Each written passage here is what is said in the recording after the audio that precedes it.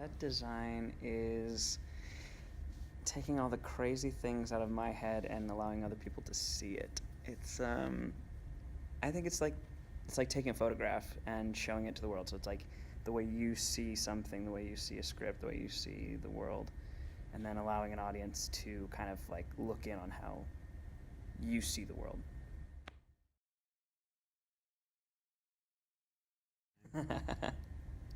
My dreams show to design, there's a lot of them, but if I had to go overall, I'd probably say Sweeney Todd, wink.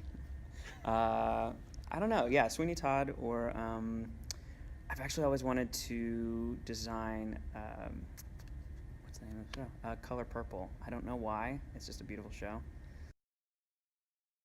All right, One Slight Hitch. When I first read it, it just came across as, I mean, it's a very funny piece, and it has a very heartwarming moment near the end of it. The whole thing is kind of heartwarming, but it's funny. But when I first read it, it came across to me almost like I was reading a television pilot.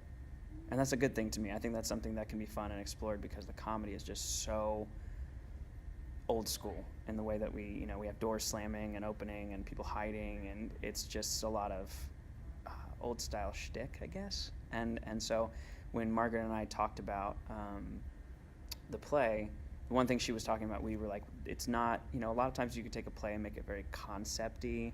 You have walls floating in the air, whatnot, and she was just like, this is very straightforward. It's very much, and I said, it's like a television set.